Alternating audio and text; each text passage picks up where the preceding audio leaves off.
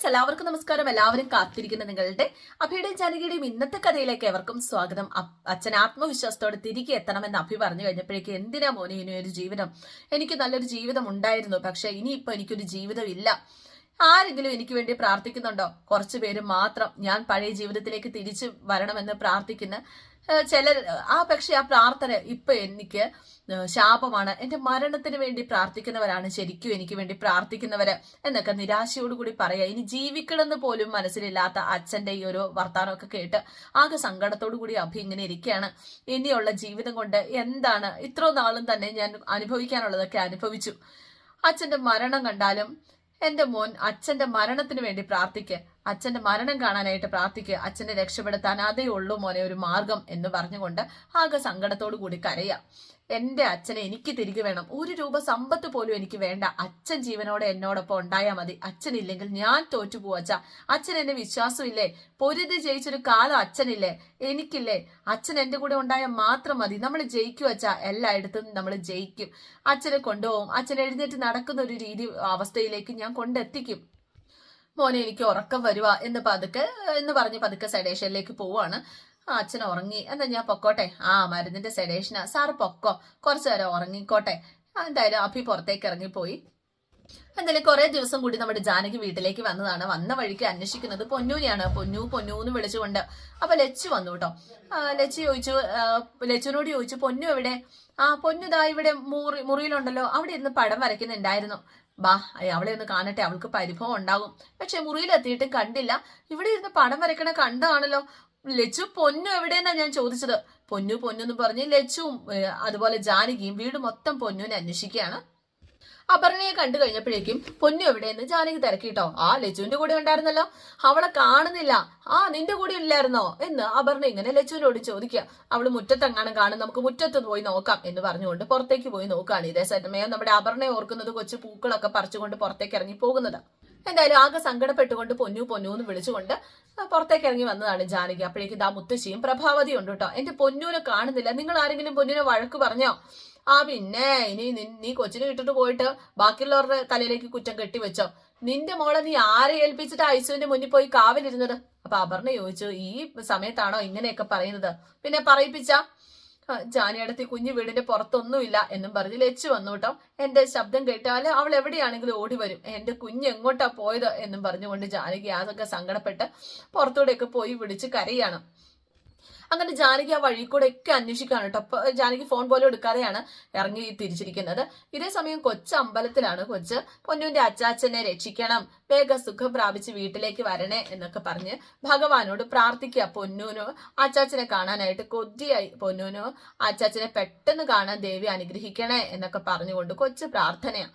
എല്ലാരും പറയുന്നത് എന്റെ അച്ചാച്ചൻ മരിച്ചു പോകുന്ന, എന്റെ അച്ചാച്ചൻ മരിച്ചു പോവല്ലേ, പൊന്നൂന് അച്ചാച്ചൻ വേണം, പൊന്നുവിന്റെ അച്ചാച്ചനെ എപ്പോഴും വേണം, അച്ചാച്ചൻ വീട്ടിൽ തിരിച്ചു വന്നേ എന്നൊക്കെ പറഞ്ഞ് പ്രാർത്ഥിക്കുക. എന്തായാലും ആ സമയത്ത് ഈ വീട്ടുകാരെയൊക്കെ അറിയാവുന്ന ഒരു പൂജാരി ഉണ്ടല്ലോ, ഇവരുടെ കല്യാണവും കാര്യങ്ങളൊക്കെ നടത്തി അവരുടെ കുടുംബത്തിലെ പൂജയൊക്കെ നടത്തുന്ന പൂജാരി കൊച്ചിനെ കാണുകയാണ്. അപ്പൊ ഈ കുഞ്ഞിനെ കണ്ടിട്ട് നല്ല പരിചയം തോന്നി. കുഞ്ഞിന്റെ അടുത്ത് വന്നിട്ട് കൂടെ ആരും ഇല്ലേ? ഒറ്റയ്ക്കാണോ വന്നത്? അതെ, ഞാൻ അച്ചാച്ചന് വേണ്ടി പ്രാർത്ഥിക്കാനാ വന്നത്. തനിച്ചാ വന്നത്. അച്ഛനും അമ്മയും അച്ചാച്ചന്റെ കൂടെ ഹോസ്പിറ്റലിലാ. അച്ചാച്ചന് തീരെ വയ്യ എന്ന് പറഞ്ഞപ്പോഴേക്കും സൂര്യ സാർ ഹോസ്പിറ്റലിലാണോ? എന്റെ അച്ഛൻ മരിച്ചു പോകുന്ന എല്ലാരും പറയുന്നത്. അച്ഛന്റെ അസുഖം മാറാനും ദേവിയോട് പ്രാർത്ഥിക്കാനും ഒക്കെ ആയിട്ട് ലച്ചുചെറിയമ്മ പറഞ്ഞുകൊണ്ട് ഞാൻ ഇങ്ങ് വന്നതാ. അപ്പൊ മോൾ ഇങ്ങോട്ടേക്ക് വരുന്നവര് വീട്ടുകാരും അറിഞ്ഞില്ലേ? ഇല്ല. അച്ചാച്ചനെ സുഖപ്പെടുത്തി തരാനായിട്ട് തിരുമേനി ദേവിയോട് പറയണം കേട്ടോ. തിരുമേനി അടുത്ത് ചെന്ന് പറഞ്ഞ ദേവി അത് കേൾക്കും. മോള് സങ്കടപ്പെടുവൊന്നും വേണ്ട. മോളുടെ അച്ചാച്ചൻ എനിക്കും വേണ്ടപ്പെട്ട ഒരാളാ. അദ്ദേഹത്തിന് വേണ്ട പൂജകളൊക്കെ ഞാൻ ചെയ്തോളാം. അപ്പൊ എനിക്ക് എന്റെ കൈ പൈസ ഒന്നും ഇല്ല. അച്ഛൻ വന്നിട്ട് പൊന്നു പൈസ വാങ്ങിച്ചോണ്ട് വരാം. അതൊക്കെ വേണ്ട പോലെ ചെയ്യാലോ. മോൾ അച്ചാച്ചന് വേണ്ടി പ്രാർത്ഥിച്ച് ഇവിടെ നിന്നോ. മോളുടെ പ്രാർത്ഥന ദേവി കേൾക്കും. ഞാൻ അച്ചാച്ചന് വേണ്ടിയിട്ട് മൃത്യുഞ്ജയ ഹോമത്തിന് വേണ്ടിയുള്ള ഏർപ്പാടൊക്കെ ചെയ്യാം. പൂക്കൾ ഇങ്ങ് തന്നോളൂ എന്ന് പറഞ്ഞുകൊണ്ട് പൂജാരി അത് വാങ്ങിച്ചോണ്ട് പോവാം. ഇതേ സമയം ഉണ്ടല്ലോ, നമ്മുടെ മുത്തശ്ശിക്കും പ്രഭാവതിക്കൊന്നും ഒരു കുലുക്കോ ഇല്ല. മുത്തശ്ശിയാണ് ഇരുന്ന് വെട്ടി വിഴുങ്ങാണ്. കൊച്ചിനെ കാണാണ്ട് പോയത് ഒന്നും പ്രശ്നമല്ല.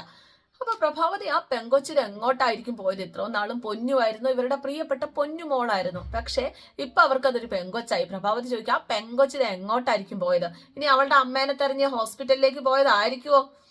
അവള് കുഞ്ഞിനെ മറന്നിട്ട് ഹോസ്പിറ്റലിൽ പോയി നിൽക്കട്ടെ, എന്ത് കാര്യമുള്ളത്? ഇത് ദൈവം കൊടുത്ത തിരിച്ചടിയാ. സ്വന്തം കുഞ്ഞിനെ മറന്നു പോണെങ്കിൽ അവൾക്ക് വലുത് കുഞ്ഞല്ലല്ലോ. അല്ല ലച്ചു എന്താ പറഞ്ഞത്? പെണ്ണിനോട് ഞാൻ എന്തിനു സംസാരിക്കണം? എനിക്ക് എന്റെ കുഞ്ഞിനെ നഷ്ടമായിട്ടില്ല, നഷ്ടം വന്നവരെ അന്വേഷിച്ച് നടക്കട്ടെ. അപ്പൊ റോഡിൽ എവിടെയെങ്കിലും വല്ല ചുറ്റിത്തിരിയുന്നുണ്ടാകും. മനുഷ്യന്റെ സമാധാനം കെടുത്താനായി കൊച്ചു അതും ചെയ്യുന്നുണ്ട്. എവിടെ നേരം കണ്ടു കിട്ടിയാൽ മതിയായിരുന്നു. അപ്പോഴേക്ക് അപർണ വന്നു. പൊന്നുവിനെ കുറിച്ച് വല്ല വിവരവും കിട്ടിയോ എന്ന് ചോദിച്ചു. ഞങ്ങളൊന്നും അറിഞ്ഞില്ലേ. ഇനി പൊന്നുവിനെ കാണാതായത് എന്റെ തലയെ കെട്ടിവെക്കുമോന്നാ എനിക്ക് പേടി. അപ്പോഴേക്ക് നീ എന്ത് ചെയ്തുന്നാ എന്ന് പ്രഭാവതി ചോദിച്ചു കഴിഞ്ഞപ്പോഴേക്കും 3-4 വയസ്സ് നടന്നൊന്നും ഞാൻ മറന്നിട്ടില്ല. രാത്രി തന്നെ പൊന്നുവിനെ തിരിച്ചു കിട്ടിയില്ലെങ്കിൽ രാവിലെ എന്നെ പോലീസ് കൊണ്ടാവൂലായിരുന്നോ? കൊച്ചു ജാനകിയെ തിരക്കി പോയതായിരിക്കുന്നേ. ഇവിടെ ഒരുത്തിയെ കൊണ്ട് താമസിപ്പിച്ചിട്ടുണ്ടല്ലോ ആ രാഘവന്റെ മോള്. അവര് കാരണമാണ് ആ രാഘവനും കുറ്റം അന്ന് പൊന്നുവിനെ തട്ടിക്കൊണ്ടു പോയത്. രാഘവൻ ഇനി അടങ്ങിയിരിക്കുന്നു തോന്നുന്നുണ്ടോ?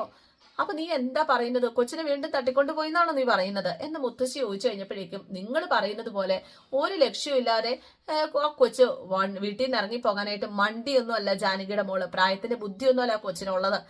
ദിവസം 3-4 തവണ ജാനകി ഹോസ്പിറ്റലിൽ നിന്ന് വിളിക്കുന്നുണ്ടാവില്ലേ? പിന്നെ എന്തിനാ അവൾ അമ്മയെ തേടി പോണം?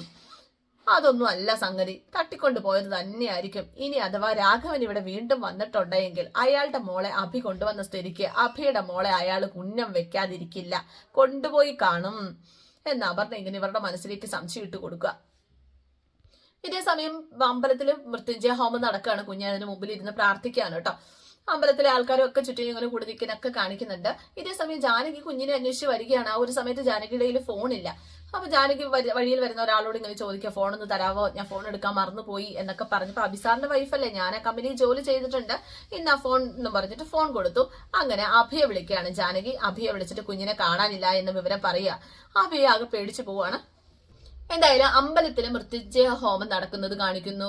രാഘവൻ സൂര്യനാരായണ ഹോസ്പിറ്റലിൽ ഇങ്ങനെ കിടക്കുന്നത് മാറി മാറി മാറി മാറി ഇങ്ങനെ കാണിക്കട്ടോ. അപ്പൊ അമ്പലത്തിൽ പൂജ ഇവിടെ ഫലിക്കുന്നുണ്ട് എന്നവർക്ക് മനസ്സിലായിട്ടുണ്ട്. ഡോക്ടേഴ്സിനൊക്കെ മനസ്സിലായി ഇതിന് നല്ല സൂചനയാണ്. ഞാൻ മെയിൻ ഡോക്ടർ വിളിക്കട്ടെ എന്ന് പറഞ്ഞ് സിസ്റ്ററിന്റെ അരികിലേക്ക് ജൂനിയർ ഡോക്ടർ പറഞ്ഞിട്ട് അങ്ങ് പോവാണ്. ജാനകി ആകെ സങ്കടത്തോടെ കരഞ്ഞോണ്ടിരിക്കുക. അപ്പൊ ഫോൺ മേടിച്ച ആ സ്ത്രീ പറഞ്ഞു, മേഡം വിഷമിക്കേണ്ട, അഭിസാർ ഉടനെ എത്തുന്നല്ലേ പറഞ്ഞത്. എന്നാലും എന്റെ കുഞ്ഞ് ഇതെവിടെ പോയത്? ആരെങ്കിലും എന്റെ കുഞ്ഞിനെ തട്ടിക്കൊണ്ട് പോയതാണോ എന്ന് അറിയില്ലല്ലോ. ആ സമയത്താണ് അമ്പലത്തിൽ നിന്നും ഒരു സ്ത്രീ അതിലെ വരുന്നത്. അല്ല, എന്ത് പറ്റി സങ്കടപ്പെട്ട് കരയുന്നത്? എന്തിനാ ഇവിടെ ഇരിക്കുന്നത്? നിങ്ങൾ എന്തിനാ കരയുന്നത്? എന്റെ മോളെ കാണാതെ അന്വേഷിച്ചിറങ്ങിയതാ. എത്ര വയസ്സ് വരും? 5 വയസ്സ്. ഈ കുട്ടിയുടെ അച്ചാച്ചൻ ഹോസ്പിറ്റലിലാണോ? അതെ. നിങ്ങൾ എന്റെ മോളെ കണ്ടോ? അതെ, കൊച്ചു അമ്പലത്തിൽ തൊഴാനായിട്ട് വന്നിട്ടുണ്ട്. തനിച്ചാ വന്നത്. തിരുമേനിക്ക് ആ കുട്ടിയെ അറിയാം. നിങ്ങൾ പറഞ്ഞ പ്രായം തന്നെ ആ കുട്ടിക്ക്. അത് അച്ഛന്റെ കാര്യം നിങ്ങൾ എങ്ങനെ അറിഞ്ഞു? അവളുടെ അച്ചാച്ചന് വേണ്ടി പ്രാർത്ഥിക്കാനാ വന്നതെന്നൊക്കെ കൊച്ചു ഇങ്ങനെ തിരുമേനിയോട് പറയുന്നത് കേട്ടതാ. അപ്പൊ അതെന്റെ മോള് തന്നെയാ. ഒന്നും പേടിക്കണ്ട, സമാധാനത്തോടെ അമ്പലത്തിലേക്ക് ചെന്നോ. അവള് ദേവിക്ക് മുന്നിലുണ്ട്. ആ സമയത്ത് അഭി ആ ഫോണിലേക്ക് വിളിക്കുകയാണ്. അഭിസാർ വിളിക്കുന്നുണ്ടെന്ന് പറഞ്ഞ് ഫോൺ കൊടുത്തു. അഭിയേട്ടൻ ഇത് എവിടെ എത്തി എന്ന് ഫോൺ എടുത്തിട്ട് ചോദിച്ചു. നീ അവിടെ നിൽക്കി, ഞാൻ ദേ വന്നോണ്ടിരിക്കുക.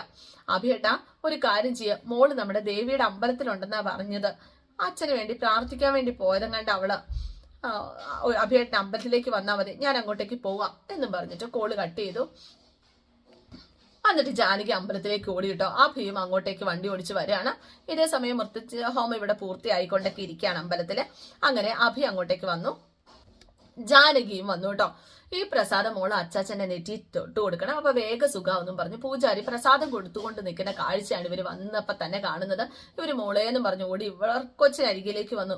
പൊന്നു, ഇതെന്താ പൊന്നു പറയാതെ പോന്നത് എന്നൊക്കെ ചോദിച്ചുകൊണ്ട് ആകെ സങ്കടപ്പെടുക.